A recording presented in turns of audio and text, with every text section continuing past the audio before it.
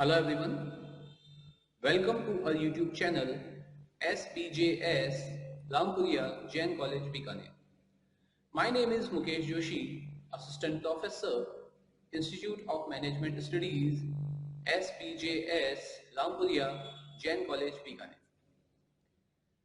This is a video series of Human Resource Planning and Compensation Management. So, in this, we will discuss many topics related to this subject. I would suggest to all of you that you also keep making notes together. These notes will help you in exam time. And if you have not seen the previous video of the video series, then you must watch them because today's lecture is related to the previous lecture. So let's start today's lecture. Welcome. Everyone, welcome back to our YouTube channel. और YouTube channel के हमारे इस playlist human resource planning and compensation management में हम लोग discuss कर रहे थे। So in this video lecture we will discuss about the factors that affecting the compensation policy. कि जब हम लोग कंपनसेशन बनाते हैं, कंपनसेशन को डिज़ाइन करते हैं, तो इन दैट केस क्या क्या पॉइंट्स हैं, क्या क्या फैक्टर्स हैं जो हमारे कंपनसेशन को बनाने में हमें क्या करते हैं, अफेक्टेड रहते हैं। तो उनके बारे में हम लोग यहाँ पर आज डिस्कस करेंगे। फाइन। सो सबसे पहले हम लोग हेडिंग लिख लेते हैं।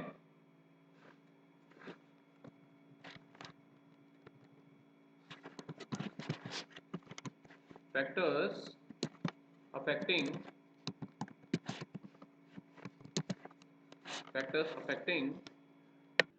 तो किसी ऑर्गेनाइजेशन में, किसी कंपनी में, किसी फैक्ट्री में, कहीं पर भी अगर कोई एम्प्लॉय कुछ काम कर रहा है, अपनी कुछ सर्विसेज दे रहा है, तो उस सर्विसेज के बदले में, उस काम के बदले में उसका एम्प्लॉयर, उसका मालिक, उसका ओनर जो है उसे कुछ पेमेंट करता है, मॉनेटरी पेमेंट करता है। कुछ हो सकता है नॉन मॉनेटरी भी हो, जैसा मैंने आपको प्रीवियस वीडियो लेक्चर में बताया था। तो कहीं ना कुछ पैसा या बिना पैसे के कुछ ना कुछ उसको रिवार्ड्स करता है। तो ये क्या कहलाता है, हमारा कंपनसेशन कहलाता है। अब कंपनसेशन जब हम लोग बनाते हैं, क्रिएट करते हैं, तो उसके कई सारे फैक्टर्स होते हैं, ठीक है, जो उसको अफेक्ट करते हैं, जो किसी भी कंपनसेशन को क्रिएट करने में। ठीक है, तो सबसे पहला है demand and supply of employ. ठीक है, कई बार क्या होता है, कई कंट्रीज में पॉपुलेशन बहुत ज़्यादा होती है, कुछ कंट्रीज में पॉपुलेशन जो है वो बहुत ही कम होती है। ठीक है, तो वहाँ पर पॉपुलेशन के अकॉर्डिंग इजीली एम्प्लॉयज अवेलेबल होते हैं और कई जगह पे इजीली अवेलेबल नहीं होते। जैसे भारत एक बहुत बड़ा देश है, तो यहाँ पर हमें एम्प्लॉयज की इतनी प्रॉब्लम नहीं आती। आप एक ऐड देके देखिए न्यूज़पेपर में, आपके पास में हजारों की संख्या में सीवी आ जाएंगे, हजारों की संख्या में अगले दिन आपके पास में एम्प्लॉयज आ जाएंगे। ठीक है, तो आज की डेट में अगर हम लोग बात करें तो बहुत से लोग हैं जो काम करने को तैयार।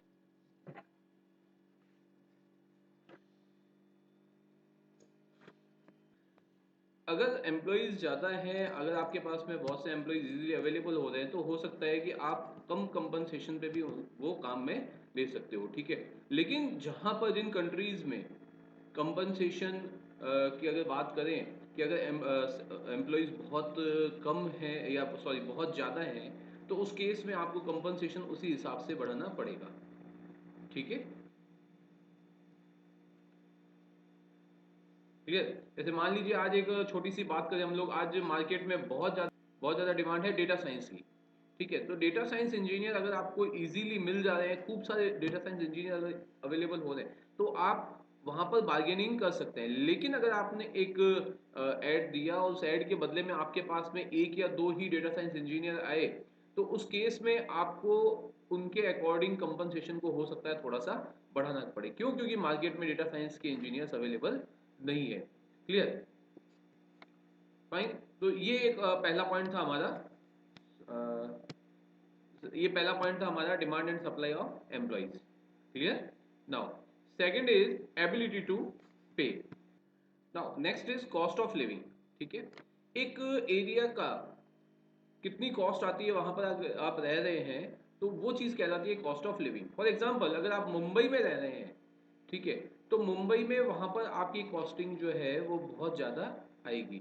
ठीक है, क्योंकि आप सोचते हैं कि अभी मैं जहाँ रह रहा हूँ या अगर मैं जहाँ पे जॉब कर रही हूँ, अगर मैं यहाँ से स्विच करके बॉम्बे जाती हूँ या जाता हूँ, मान लीजिए अगर आपको you are earning 30,000 per month in Rajasthan and you are moving to Bombay, then आप डेफिनेटली सोचेंगे एटलीस्ट मुझे वहाँ पर 50,000 या 60,000 तो पर मंथ मिलना चाहिए। क्यों? क्योंकि आपको पता है कि वहाँ का लिविंग स्टैंडर्ड जो है वो बहुत हाई है। आपको हर मतलब कहते हैं ना, पग पग पे पैसा लगता है, पाँव पाँव पे पैसा लगाना पड़ेगा। ठीक है, आपको मकान अगर रेंट पे लेते हैं तो वो बहुत कॉस्टली मिलेगा, आपको हर सामान कॉस्टली मिलेगा। तो वो चीज़ कहलाती है कॉस्ट ऑफ लिविंग। पानी का खर्चा, बिजली का खर्चा, तो यहाँ पर ये भी चीज़ आपको देखनी पड़ेगी कि कॉस्ट ऑफ लिविंग कितनी आ रही है। ठीक है, तो जैसे वहां पर कॉस्ट ऑफ लिविंग बढ़ जाती है तो उसी अकॉर्डिंग ऑर्गेनाइजेशन को, उसके एम्प्लॉय को वहां पर कंपनसेशन भी बढ़ाना पड़ेगा। नेक्स्ट इज एबिलिटी टू पे। ठीक है, एक ऑर्गेनाइजेशन पे करने के लिए कितना एबल है, उसका बजट कितना है, इस चीज को वो ये भी चीज आपकी अफेक्ट करती है कंपनसेशन के। ठीक है, तो जो एबिलिटी होगी उसी के अकॉर्डिंग वो पे करेंगे, उससे ज्यादा वो पेमेंट नहीं कर सकते। Next is productivity. Next that means कि एक एम्प्लॉय जो है कितना पेमेंट करके सॉरी प्रोडक्शन करके दे सकता है। ठीक है, एक एग्जांपल लेते हैं। मान लीजिए आपकी ऑर्गेनाइजेशन में 3 एम्प्लॉय है, ए, बी और सी। तीनों ही प्रोडक्शन कर रहे हैं या मान लीजिए सेल्स के अंदर है। ठीक है, तीनों एक ही डिपार्टमेंट में है, एक ही सेगमेंट में है, एक ही बॉस के अंडर में काम कर रहे हैं। ठीक है, ए ने सेल की 10 लाख की, बी ने सेल की 20 लाख की और सी ने सेल की 50 लाख की। अब सी की प्रोडक्टिविटी जो है वो ए और बी से ज्यादा है, तो एंड ऑफ द डे किसको ज्यादा मिलेगा? सी को ज्यादा मिलेगा। क्यों? क्योंकि उसने प्रोडक्शन क्या की, प्रोडक्टिविटी या उसकी सेल जो हुई वो क्या हुई। ठीक है, अगर हम लोग 1% भी मानते हैं, 5% भी मानते हैं, अगर हम 10% ऑफ सेल मानते हैं इंसेंटिव या उसका कंपनसेशन, ठीक है, तो उस केस में सी का जो कंपनसेशन होगा वो 5 लाख एक्स्ट्रा हो जाएगा। But at the same time वो 5 लाख एक्स्ट्रा क्यों कमा रहा है? क्योंकि उसने 50 लाख की क्या की, सेल की। ठीक है, वही ए और बी ने 10 लाख और 20 लाख की सेल की। तो एक पर्सन जितना काम करेगा, जितना ज्यादा ऑर्गेनाइजेशन के लिए करेगा, उसे सैलरी उतनी ही ज्यादा देनी पड़ेगी। ठीक है, तो ये भी एक हमारा फैक्टर था। Now next is state regulation. देखिए, जहां पर आपका ऑर्गेनाइजेशन है, कंपनी है, फैक्ट्री है, उस स्टेट का रेगुलेशन रूल्स क्या है। ठीक है, आपने फैक्ट्री एक्ट सुना होगा कि आपको एक एम्प्लॉय अगर काम कर रहा है तो उसको मिनिमम इतना पेमेंट तो करना ही पड़ेगा।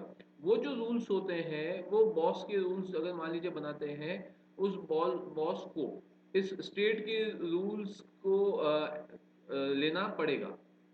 ठीक है, स्टेट के जो रूल्स रेगुलेशन है, अगर बॉस कहता है मैं तो नहीं 3,000 ही दूंगा या 4,000 ही दूंगा, नहीं, उसको जो रूल है गवर्नमेंट के, उन स्टेट के रूल्स को भी फॉलो करना होगा।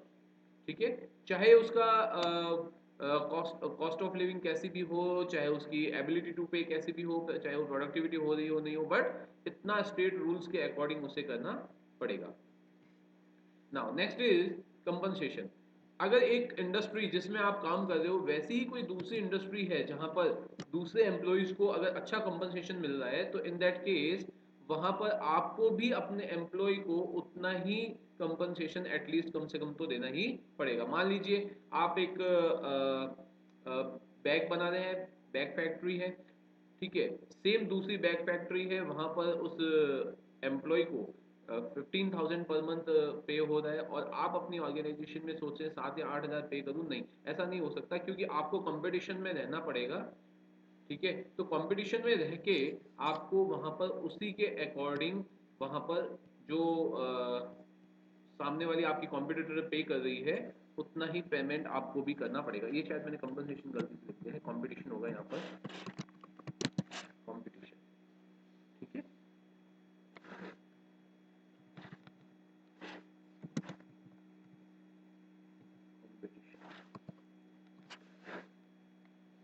Clear?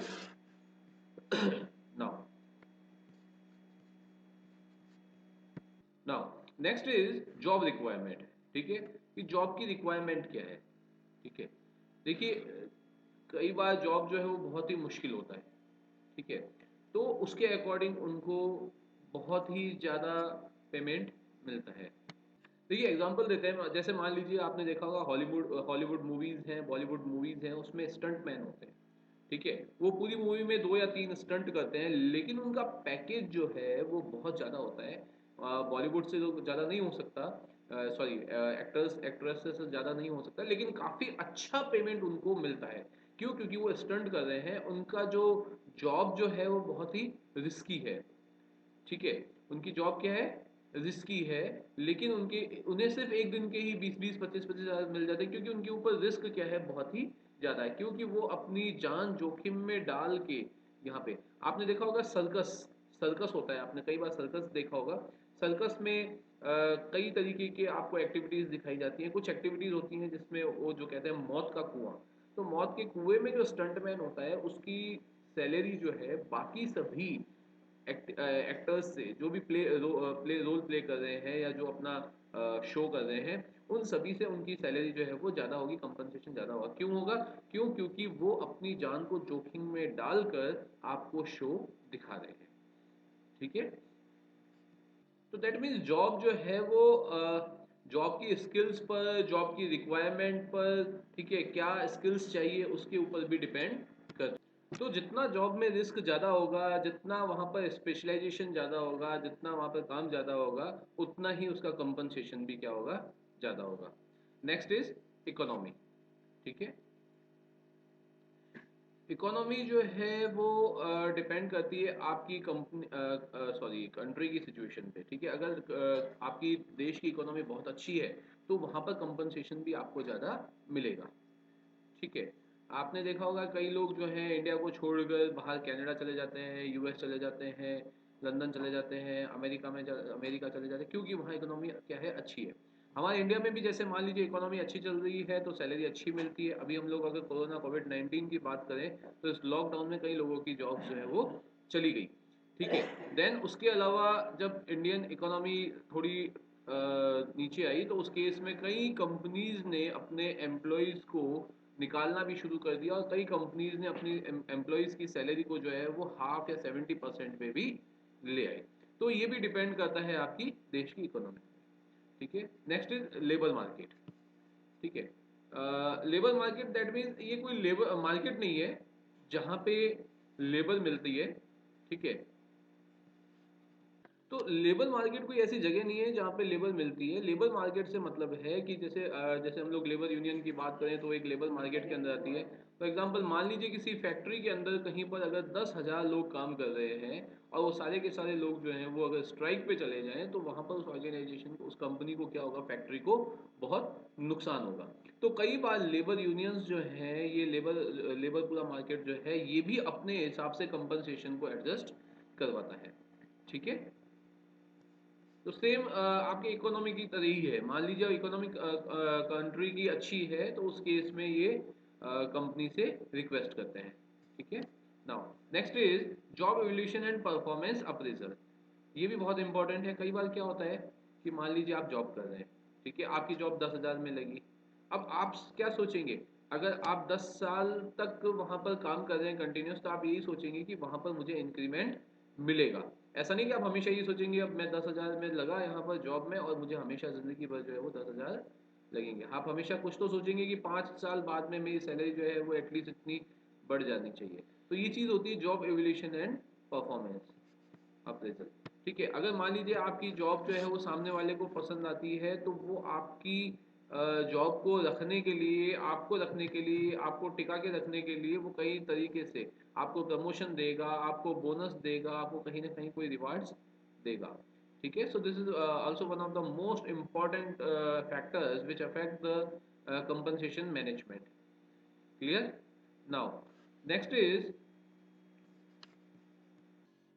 Next is labour budget. ठीक है, कि आपका लेबर बजट कितना है। ठीक है, आप अपने पूरे स्टाफ को अलग रख दें, आप कितना स्टाफ पे खर्चा कर सकते हैं, वो आपका लेबर बजट कहलाता है। Now next is who makes the compensation decision. जो कंपनसेशन बनाने वाला पर्सन है वो भी बहुत इंपॉर्टेंट है। अब कंपनसेशन डिसीजन बनाने वाला कौन है वो भी एक बहुत ही इंपॉर्टेंट चीज है। ठीक है, तो कंपनसेशन डिसीजन बना कौन है, उसकी मेंटेलिटी क्या है, वो क्या चाहता है। ठीक है, and last is others factors. तो ऐसे बहुत से फैक्टर्स हैं जो आपके कंपनसेशन को इफेक्ट करते हैं। ये जो अभी तक मैंने आपको पॉइंट्स बताए हैं, ठीक है, ये जनरली आपको कहीं कहीं पर भी किसी भी ऑर्गेनाइजेशन में, कंपनी में देखने को मिल जाएंगे। ठीक है, इसके अलावा और भी बहुत से फैक्टर्स हैं, ठीक है, जो आपके कंपनसेशन को अफेक्टेड रहते हैं। So students, I hope that you have understood today's video lecture and you would like it. However, if you have any doubts in today's video lecture, if you have any queries, if you have any questions regarding to today's video lecture, then you can join our discussion session. In that discussion session, I will try to solve all your doubts and queries. Fine? Thank you. Thank you so much for watching this video.